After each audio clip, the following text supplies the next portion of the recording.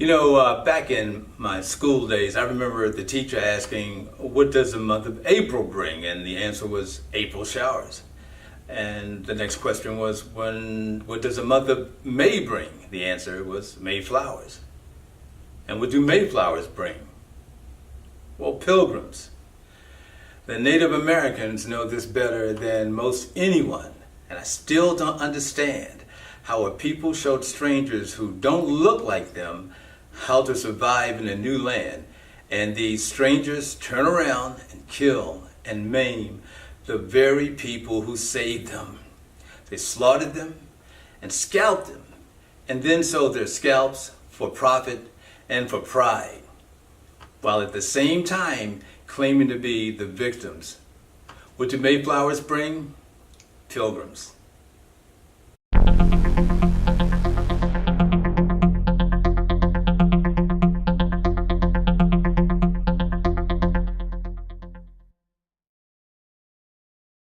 Welcome to Whisper2Scream. My name is Bernard, your host. This is a Mayflower edition. This is May 2018. Like always, we're going to begin by bringing you updates on some of our past stories. We're going to begin with net neutrality. Now, for those of us who aren't aware, because of net neutrality, we've been able to go online. You're watching me here on YouTube or on Facebook. You're putting things up. You're putting in some of your work online. This has all been free so far, but this is all about to change if this gets voted down. Now, the FCC did vote it down, and this opened up the floodgates for internet providers to operate virtually without constraints. Now remember, net neutrality was set up under the Obama administration to make sure the World Wide Web remained free and open to everyone. Now, we were told that the World Wide Web would always be open to everyone and would be free. Now it's all about the Benjamins. It's about the dollar. Now the web will fall under the Federal Trade Commission, meaning it becomes an enterprising entity where internet providers can become bullies and charge ridiculous fees and end freedom of information.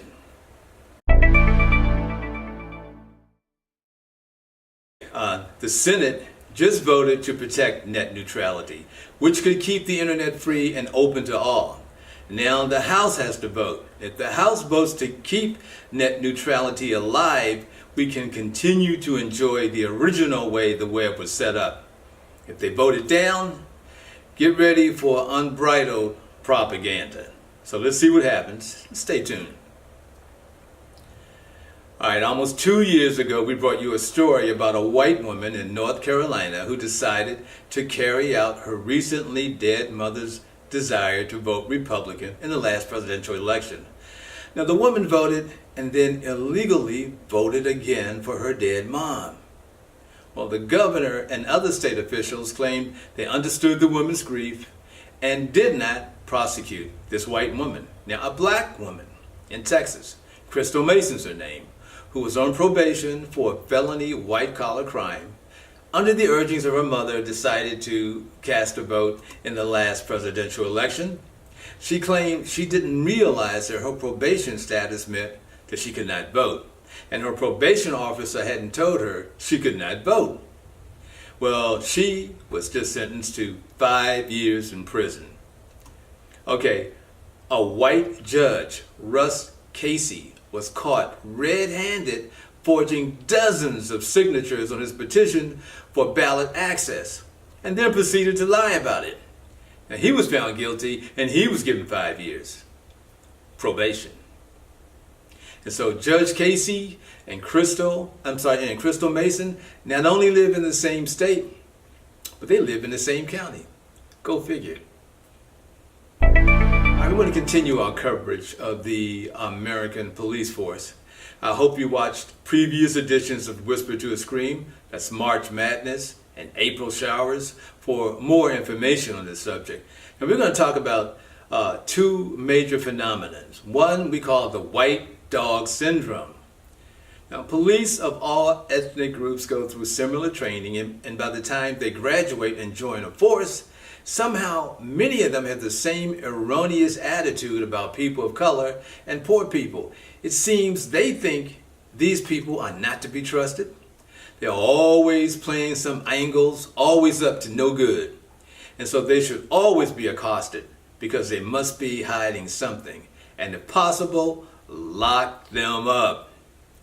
The white dog syndrome is based on stories from the 1950s when footage surfaced showing white hate groups, some of them members of police departments, who were training dogs to attack black people.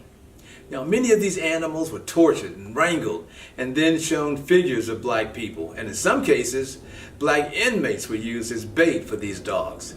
Recently, national news has shown footage where the police force in some towns used figures of black people in their target practice. Well, just like the white dog practice, certain members of our enforcement automatically attack people of color and poor people. And these police persons can be from any ethnic group because the culture permeates the ranks of our police departments. There's another phenomenon, gypsy cops. Yes, folks, there are gypsy cops. These cops get fired from one town, many of them because of racial profiling and or police brutality. Then they go to another town and are rehired. Now, sometimes these towns are right next to each other. We found gypsy cops in the Ferguson, Missouri Michael Brown case. His name was Darren Wilson. And again in the Dallas, Texas area where the young honor student Jordan Edwards was murdered by a gypsy cop named Roy Oliver. Now, this happens more frequently than we think. Some of these gypsies collect retirement and or a severance. Now, I know these stories sound like something you see on a TV Western or in a movie, but it is real. Now, I want to stay in this arena and talk about how white people are calling the police on minorities, claiming they feel uncomfortable. Now, each time this is done, the situation seems to escalate and cause unnecessary tension and harm. There have been many such situations this year alone. You've heard about some of these stories, and I want to put the whole thing on blast. Now, a lone white woman at a city park in Oakland, California called police on a black family barbecuing in the park. Now, this was a family outing with kids, etc. No loud music, no cussing. And she claimed the family was using charcoal as opposed to another fuel. And she told the family she was going to have them put in jail. And when the police arrived a few hours later, the white woman began to sob and shake and said that the family had been harassing her. This black family may have gone to jail, may have, if the whole incident hadn't been filmed by another white woman who witnessed the whole thing. But what happens next gives this story kind of a happy ending. The neighbors got together and they put up tents and barbecue pits and had a great big giant black and white party in the exact spot where this travesty took place. So that was kind of good. Another story, musician Bob Marley, well, his granddaughter was checking out of an Airbnb when a white neighbor called police and said she saw 3 strangers who she thought might be thieves, and they were placing luggage into a car. Listen to this audio. Well, I walked out here and, to check the mail, I see these strange people coming in and going back and forth, with luggage, and I didn't recognize them. What made you think they were strange? Because they had luggage in their hand and they weren't really looking at me. Mm-hmm. They just kind of avoided me, or they didn't wave, like neighbors. And I noticed the couple that were in there that owned the house, and I didn't recognize them. Now the police show up and interrogate the 3. When the cops were shown the contract as proof, the cops said it could be fake. And when the homeowner was called, the cops said it could be fake. Finally, the neighbor was shown a picture of the Airbnb owner and confirmed that it was indeed true. And that's when the cops said, okay. Now there were 7 police cars on the scene and a helicopter hovering overhead. The other fact is the neighbor claimed 3 people looked suspicious, and there was a 4th member of this group, and she was white.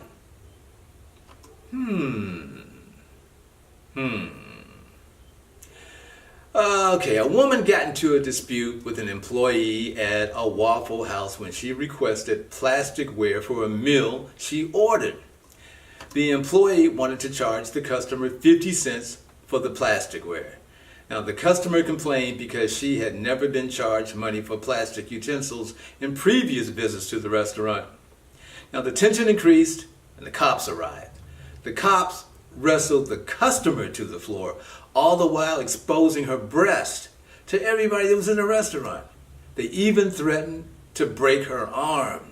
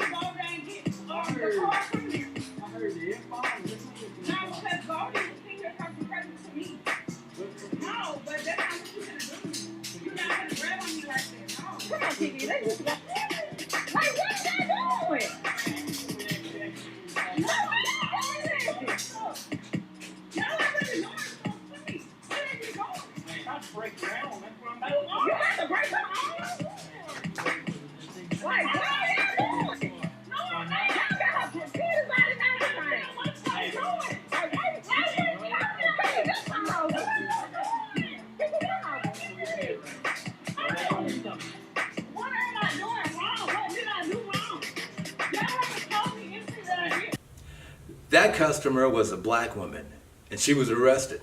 And remember, this was about plastic forks. I'm going to take you to the Waffle House again. A young man and his friends get into an argument with an employee who used profane language at them because they sat down at a table that hadn't yet been cleaned. The police came, they choked out the young man and wrestled him to the ground. That young man, dressed in a tuxedo, was a black man. And remember, this is about sitting at a table that hadn't yet been cleaned.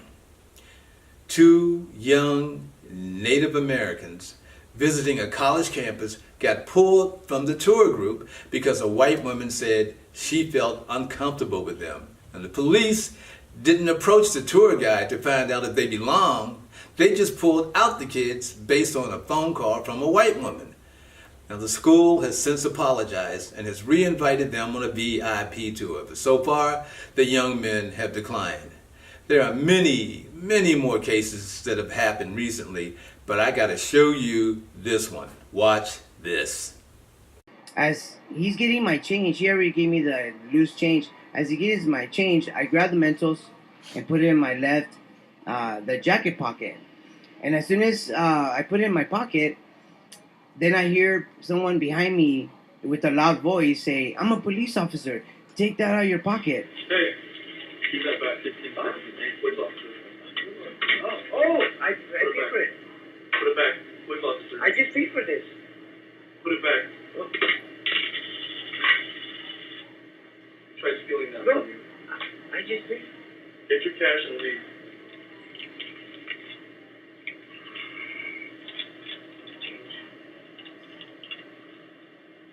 Get your cash and leave. I just paid. Did he pay for this? Yeah. He paid for it? Yeah. Are you sure? Mm-hmm. My apologies, sir. My apologies. Did you watch that?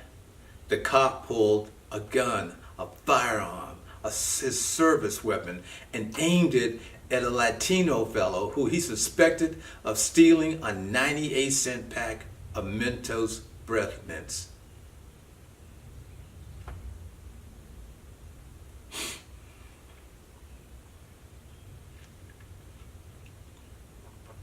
So, even today, some of the descendants of these same pilgrims claim to be killing savages because they fear for their lives. What do Mayflowers bring? Pilgrims. You know, we always like to include our good news stories. We have two unusual ones. The first story is about a policeman who works to save a baby's life. Check it out.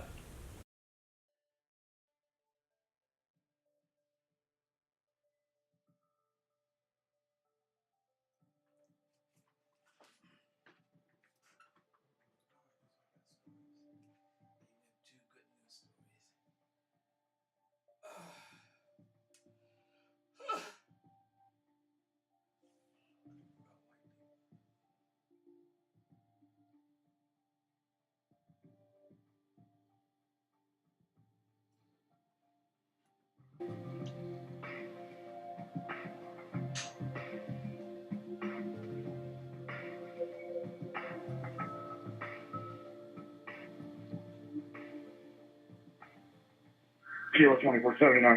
Go ahead. Sheila, go ahead. Go ahead. I'm not waiting on medics. I'm a half a mile from the RNC. I'm headed to their emergency room with the baby. 10-4, I'll give him a call.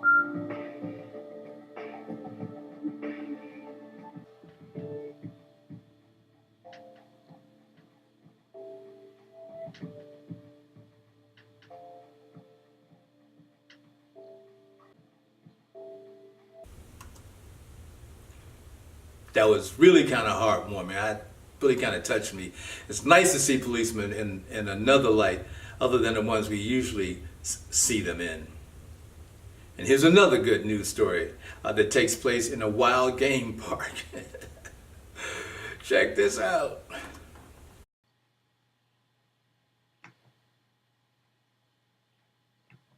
Oh my god.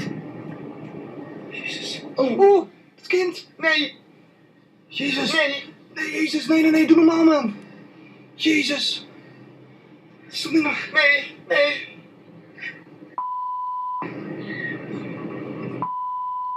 Oh, wat erg. In die auto, mensen. Kom op. Oh, wat erg. Jezus. Jezus. Oh joh. Dit is allemaal aan de hand. Je zit gewoon in de jachthouding. When will folks learn what wild means? Did you notice that the husband left the mother and the baby to fend for themselves? It's a good thing that cheetahs appear to be more docile than most other big cats, because they can get up to speeds of 90 miles an hour. This was a lucky family. This wraps up another edition of Whisper to Scream. Take this information, don't get mad, get educated. If you become a victim of an unfair traffic stop in a car or on foot, please document the incident. Report it. When you don't report it, your silence says it's okay to disrespect you. Now protect your family and your neighbors. Report it. We want to say thanks to all our news resources for use of their articles, pictures, and sound bites for information purposes. We'll meet again next month, and as always, be blessed and stay woke.